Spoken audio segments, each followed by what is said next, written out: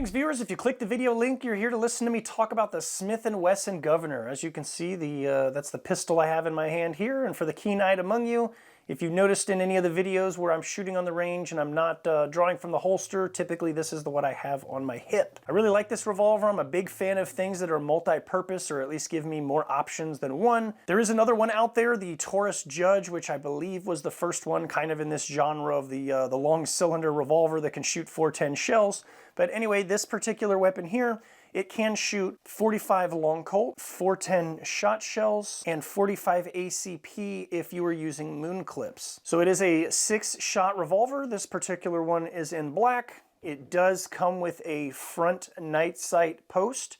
The back is a solid notch here. There is no adjustments, no replaceable parts, nothing here. The grips that are on here are G10 grips made by VZ Grips. So the only issue that I've ever had with this revolver, it initially comes with rubber grip panels on here.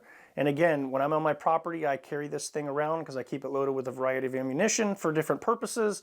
And so when I'm on the lawnmower, when I'm out walking around, when I'm on the range, anytime I'm out anywhere exposed to the possibility of snakes or even 2- or 4-footed predators of any sort, I like to have options available to deal with that. But anyway, I was out mowing my yard one day and I looked over and I just happened to notice something in the grass that didn't look right. It was just something black, and I got off the mower and I went over and investigated, and lo and behold, it was one of the grip panels from this particular revolver, the stock ones that come with it. So the one screw that goes all the way through, I guess on the opposite side, had just torn away and the grip panel fell off. The other side was still on. I called Smith and Wesson and they're like, well, it's not under warranty, so go fuck yourself. So I went ahead and got something that I'm actually really happy with. I really like these grips. They're nice and grippy, like you would expect from a grip. The color actually looks really good on it too. I feel like they have a couple different options. They make them for various revolvers out there. Highly recommended. I'm not sponsored by them. I had to pay my own money for these, so I'm not getting anything in telling you that, but if I like something, I like to put the word out and share it. So if you're looking for any sort of replacement grip panels, and I believe they make them for 1911s as well as other pistols, so definitely something to take a look at. Not a whole lot to it. If you watched my video, revolvers versus semi-automatics, that came out before this one, then you'll see that revolvers, again, they do have their place, and with this particular one, again, like I mentioned, I do like to have a variety of ammunition available since I have that option. So typically when I'm carrying this around in my yard, what I'll do is I have 3 rounds of 410 birdshot in there, and that would be for venomous snakes.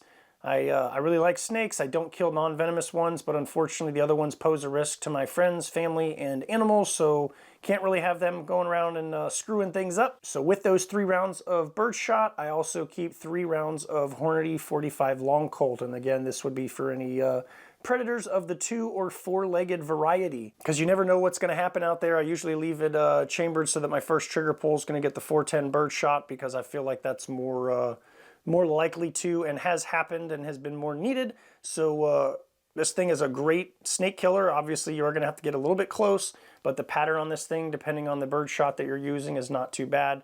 They do make a variety of other defensive rounds that are really great for this pistol. I did manage to pick up some Brennecke slugs. I have not tested those yet, so perhaps we'll see what we can do with that. So the PDX-1 Defender rounds from Winchester, also another great option. There's the fact that you have the versatility. You could carry this thing with 6 410 slugs. If you actually hit your target, you're going to get the desired result that you're looking for. You can put birdshot, you can put buckshot, you can put those specialty defensive rounds, you can mix it up with the 45 long Colt, you can put an entire moon clip of 45 ACP in here, whatever your heart desires. You can also get half moon clips, so you can have 3 rounds of, again, 45 ACP in here, and then just mix up the variety of the other rounds that you put in here. The world is your oyster. The only issue is you're going to then, under duress or whatever the situation have you, you're going to have to think in your mind and know that you're going to have to pop this out, switch to which chamber that you're going to need it in, and then start firing. All right, so when we're talking about popping the cylinder open and changing it to getting the desired round, so for those of you that may not be familiar, when you start pulling the trigger on a revolver, the chamber that is inside the cylinder lined up with the barrel at this exact moment is not gonna be the one that fires when I pull this trigger, because as I pull the trigger, if you notice, the cylinder is already rotating before it fires. So it's actually gonna be the next chamber that is going to be the one that goes off. So again, if you are orienting your rounds or you're switching up your ammunition type, like I said, and you need to swap between either of them, especially again under duress, you have to have that mental fortitude to know that that's not going to be the round that's going to fire just because you've got it lined up with the chamber. So one thing that can help you with that, and different revolvers are going to do this a little bit differently. I'm trying to get a little close here. You'll notice these notches that are on the cylinder. You've got this little flat cutout area and then kind of a little rounded thing that's pointing in this direction right now, going this way. If you look at a revolver and you see that little notch, the way that that's pointing is actually the way that that cylinder is going to rotate. So I'll pull the trigger again, and you'll notice that it's rotating downward. So again, some other brands are going to go the opposite direction. So if you pay attention to that and you know your weapon and you've got it set up in your mind, you'll know that you can look at that and that'll indicate which way it's going to rotate. For example, if I need to change it from birdshot to 45 long Colt, I'm going to rotate this down and stop one chamber short of the one that I need, so that when I pull the trigger, it's going to go off with, again, the round that I want. So like I said, if I keep my weapon chambered so that that first trigger pull throws birdshot out, and let's say a coyote's coming, I'm going to have the wherewithal. Granted, the birdshot would probably get the desired result, but it would not kill my target generally. I would have to pop the cylinder open, spin it to the chamber just before the one that I want, lock it back in place, and then pull my trigger and fire to get the those 45 long Colt rounds to come out first. So again, it is going to take a little bit of practice and a little bit of mental gymnastics and fortitude in order to be able to do that under duress, or you just pull and keep pulling the trigger, and eventually you'll get to the rounds that you want. So again, there's really not a whole lot to say about this. It's a Smith and Wesson revolver. Quality, I've never had any malfunctions. Like I've mentioned previously, if you're having a malfunction where your revolver is not firing, chances are it's something catastrophic inside that you are not going to fix without taking it home or bringing it to a gunsmith and opening it up and figuring out what went wrong in there. So again, this revolver does not have any sort of forward rail on it to put a tack light on. There is no mounting options up here for optics or anything like that. I'm sure there's other aftermarket stuff, or some gunsmiths out there can make some magic happen. I have no need for that. This thing has served me well. Thankfully, I've only ever had to use it on cardboard and slithering organic targets, but and it's served me well every time that I've needed it. Again, when I pull the trigger, this thing goes bang. Absolutely highly recommend. Again, if you live out in the country somewhere and snakes or other creatures are an issue for you, I highly recommend this. Maybe not necessarily as an everyday carry, but it is an option. If I was gonna carry this, let's say I lived in an area where for whatever reason mag capacity was limited to 6 rounds, or you can only have revolvers, whatever, I would absolutely carry this with no issues whatsoever. Again, loaded up with your favorite variety of defensive ammunition, whether it's in the 410 variety, 45 long Colt, or 45 ACP, and I would have absolutely no regrets, second thoughts, or issues in carrying it and using it if my life depended on it. This is just kind of a bonus tech tip, if you will. If you're using any sort of revolver that uses moon clips, I highly recommend getting a demooning or mooning tool. The one that I have is a combo. Absolutely recommend, 100%. Kind of like the Mag Lula, but it's for the revolver. So let's set the camera up and I'll give you a little visual of what that looks like and how it works and what I'm even talking about if it's confusing you. So let's talk about what that is and what it's not, and if you really do need one or not. I'm telling you that you probably do. If you're using any sort of moon clips, save your thumbs, because it can get kind of a pain in the butt if you don't have a tool for it. So this particular one, so you can see the website on here, www.demooner.com. I had to buy this with my own money many years ago. Not sponsored, they didn't give me this, but it works great. Never caused me any issues. So what is it and how does it work? Well, as of right now, you can see I've got some 45 ACP in a moon clip. If let's say I need to take these out for whatever reason, there are 2 options on this particular one. This one's going to be for 45, this one's going to be for 9mm.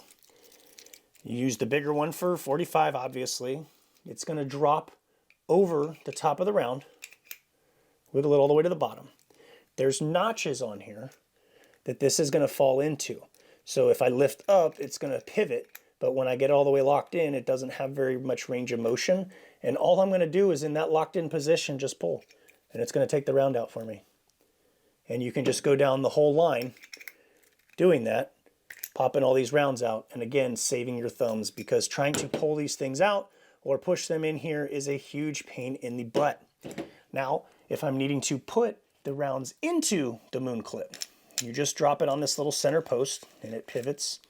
There are notches on the little this little spring-loaded handle here. You line that notch up with where the round's going to go, and with the round, squeeze, and it snaps it right into place. You just spin it, go to the next one, and guess what? Now you're back in business and your moon clip's loaded. So again, definitely something I would highly recommend if you're running a revolver that uses moon clips and you want to save your thumbs. So not much to it. This is a very simple, easy to use firearm. You pull the trigger 6 times, it goes bang, you reload it, and you repeat the process. There's not a lot of frills, there's nothing exciting. You fire it in single or double action mode and that's about all you get. Standard revolver, it's got the thumb button you press forward, pop the cylinder out, eject your rounds, reload it, you keep shooting. Again, there's not a lot of thrills and spills when it comes to this. There's no compensator, muzzle device, threaded barrel, anything like that. Not that suppressing a revolver is a really great idea to begin with, but if you're into that sort of thing, then do you. All right, so what good is testing out a gun that shoots shotgun shells if we don't pattern it? I have a couple of rounds out here that we're going to test, and I'm going to show you the patterns for. We're going to be shooting at 21 feet. First up, we're going to be shooting some Winchester. This is our birdshot. This is what I normally carry in there for snakes. I have used it successfully. I know that it works. But I just want to show you the patterning. And then next we have the Federal buckshot that's designed for 410 handgun, as you can see on the box. So let's go ahead and get loaded up, and then we're going to put one of each on the target. It's a brand new piece of cardboard, so it'll be pretty easy to tell which holes are which. Shot. 21 feet.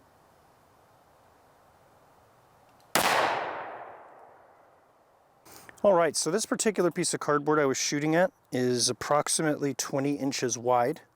This piece was new. The rest of this down here was irrelevant, but we did get some pellets down there. So we have a full total spread of approximately 22 inches, shooting this from 21 feet away. Again, you can see there are pellets spread out the entire way. This is definitely not a hostage situation type round. Granted, again, it is birdshot. The whole point of it is to actually hit something with a wide degree of accuracy, so that's quite the spread on it. We didn't get any wadding or anything in there that interfered or made a big giant hole in it. Let's go ahead and set up for the buckshot. We're going to be firing in single action mode towards the top half of the target.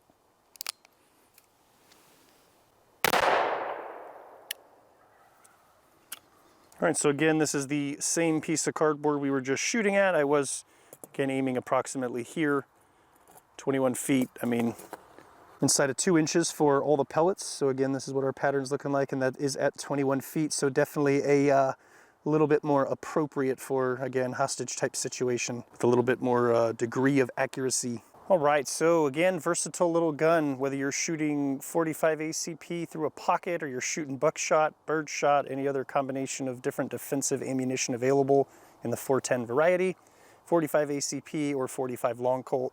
This thing's definitely going to get the job done for you with unbeatable reliability. And again, it is a Smith and Wesson revolver, so again, not much to complain about here. It does its job. You pull the trigger and it goes bang, and you have a wide variety of things to make go bang with. So hopefully you found this video somewhat useful, entertaining, educational, informative. If there's anything you think I missed, you have questions about, something I didn't cover, I'll be glad to answer you in the comments down below. Or if it's necessary, I can even do a follow-up video if it requires a little bit more detailed explanation. But as always, I appreciate you watching. Thanks for your time, and we'll catch you in the next video.